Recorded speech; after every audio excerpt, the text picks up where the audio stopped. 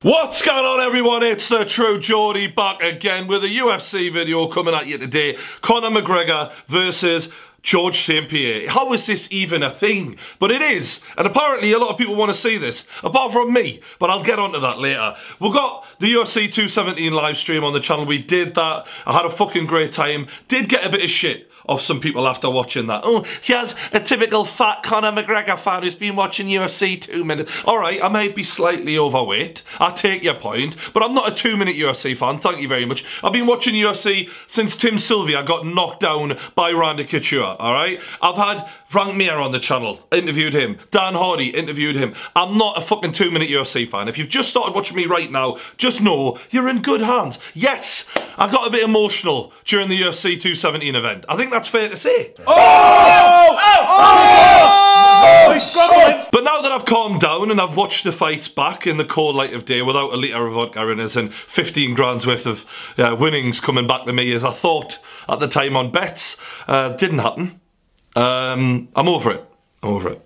I can actually talk to you about what I thought about the event and fights moving forward after that. As for the GSP Bisping fight, got that wrong. Yeah, fair to say. I had about 5 accumulators, all with Bisping winning. It was like 3 grand, 5 grand, 6 grand, 15 grand return. And I was just like, this is in the bank, lads. And why did I get it wrong? Well, I didn't really think that GSP would be able to handle the weight as well as he did. He looked every bit as big as Bisping. He looked bigger. He looked colossal, this motherfucker. He looked huge. And he did kind of start fading at one point in the end of the second round, but Bisping never really fully went for it. And I didn't expect that because Bisping normally goes for it from start to fucking finish. And I thought Bisping's cardio would be too much for GSP. We never got to see that take at all. I thought Bisping would be too good on the feet for GSP. And GSP really was landing on Bisping. And Bisping normally is very good at dodging a punch and coming back and making you pay. He didn't avoid punches anywhere near as well as he did against Rockhold. And the main thing that shocked us was GSP has never looked like he has any power behind his punches, really. Never been someone to drop people. And yet he moves up the middleweight, and now he's looking like he's really connecting and hurting Bisping obviously when he dropped him and knocked him out practically. Now, a lot of people are saying that GSP was amazing in this fight. Oh, he's the greatest of all time, Ariel Helwani said. And he's definitely one of them. There's no doubt in that debate. And I don't think there is a single guy who really has that crown right now.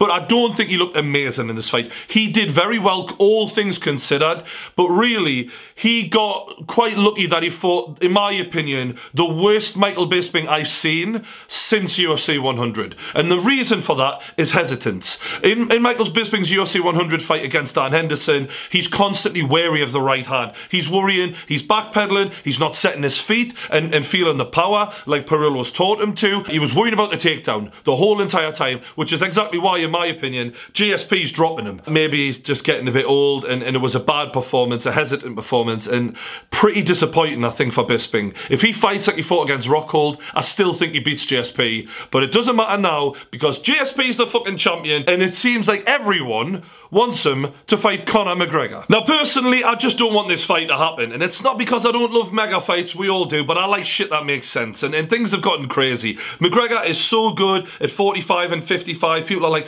can he fight Nate Diaz at 70 on a couple of days' notice? Can he then get in a boxing ring with Mayweather? I mean, can we get it back to what the man does best? Fighting lightweights and making himself look fantastic, and being in fair matches where you're seeing what he's really capable when the fucking playing field is level. As for George St. Pierre, the man's got 30 pounds on McGregor. He's just made Mike Bisping look like an old man. He was massive in there. He would take McGregor down and strangle him. That is all that would happen. And not because the skill discrepancy, purely because of a size advantage that is astro-fucking-nomical. I don't want to see that fight. I want to see GSP fight Woodley. I want to see McGregor fight Tony Ferguson. That's the fights to make. Yeah? Am I wrong? Let us know in the comments below. As for Bisping, I think he's going to be so gutted when he watches this fight back because he was so hesitant and he really let GSP off the hook at times when he looked like he was struggling to carry the weight, when he could have went and put it on him. He should have fought like McGregor fought Chad Mendes. Get up and keep going at him. Get up, keep going at him. And instead, he fought like I said, a lot more like the Dan Henderson fight. For his final fight, I really want him to go out on a win. I want him to go out in the UK. I want to be there for that. I'd like to see him fight Dan Henderson again. If they can get him out of retirement and have like a king of the old guys fight, that'd be pretty cool. Or just have Mike Bisping fight an old lady. Do you know what I mean? Anyone he can beat. I just want to see him fucking win. I can't handle a loss in England. As for the bantamweight title fight between Cody and TJ, I was convinced Cody had this.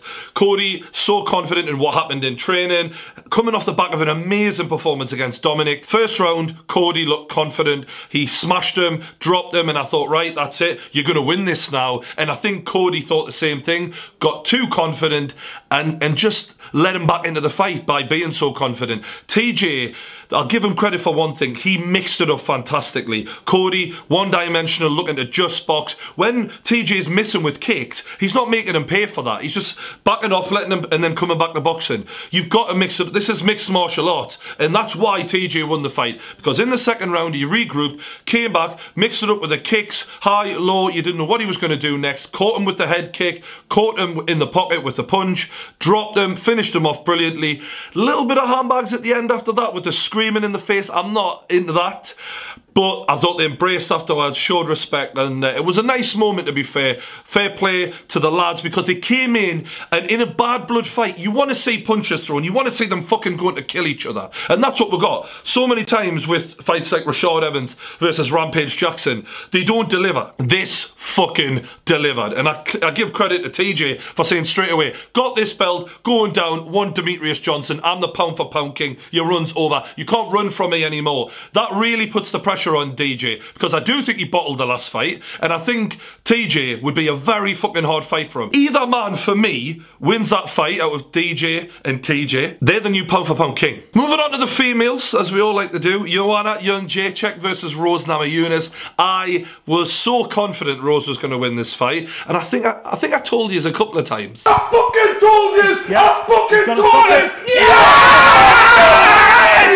Yeah! Yeah, definitely mentioned it. Definitely mentioned that. I think Rose was going to win this fight purely for the fact that Joanna is a very technically gifted kickboxer, but takes so much fucking damage and doesn't put people away. And I'm looking at her going to 5-round fights every single fucking fight and taking a fuck ton of damage, thinking to myself, when Rose hits you, you cannot just take that many punches like that. She's going to put you down, she's going to either strangle you or she's going to finish you off. And I really believed that was going to happen coming to this fight. And I'm shocked that so many other people I really respect, good pundits, didn't see this coming. Because to me, it was fucking obvious, and that's probably why, I mean, she only lasted 3 punches with Rose, because Rose does not hit like other women in that division. And I think at 25, and what a fucking savage she is, it's going to be very hard to stop her. And fair play to her. She won my heart in her little post-fight speech when she was like butter. And then she was like, I'm just a normal person. And that humble attitude, it's hard not to like that. And she's quite a good-looking girl as well. Not really my type physically, but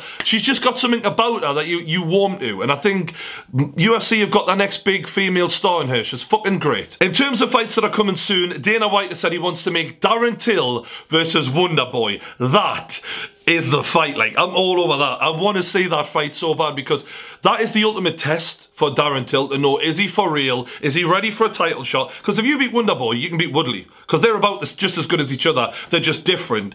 So for me, that would certify him well and fucking truly. I don't know if he can. We're going to see. But if he can connect, I believe he can knock him out. I believe he can. But it's connecting that's the fucking hardest bit with Wonder Boy. Another thing is, where the fuck's Nate Diaz these days? Because it looks like Mcgregor is either going to be in a title fight at lightweight next or JSP. Nate Diaz is not getting that fight. He's basically sat in his fucking fat arse waiting for this fight to happen. He hasn't fought since the last fight. It's time for you to pull your finger out, make a fucking case, and show everybody that you're still here and we actually remember you, because you're sitting in a fucking road right now. Get in the fucking cage, mate. Last but not least, we're on to boxing. Tyson Fury, Anthony Joshua. This is gonna happen. It's got to happen at some point. They are going back and forth on on Twitter and Instagram.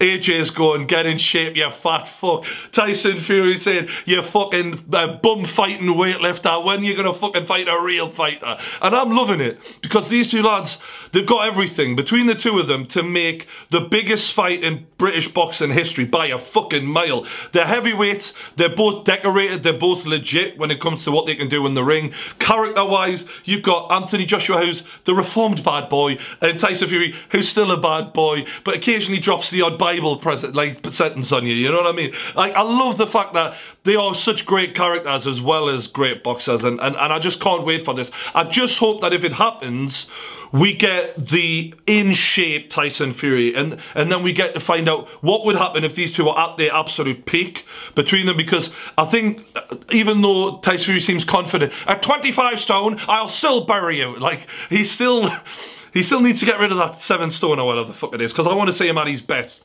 And I think, in terms of boxing ability, I do give the edge to Tyson Fury. But power is an amazing equaliser, and Anthony Joshua definitely has that. So if you've got any early predictions, get them in the comments below. I really want to know what you think about all of the things I've talked about. I know I don't usually do fighting on this channel, but I'm bringing it to the main channel from now on. I love fighting. Yes, I love football, and one of those videos is coming very soon. Don't worry if you've been complaining in the comments. But I just want to talk about what I want to talk about on this channel from now on. In fighting, it's me fucking passion.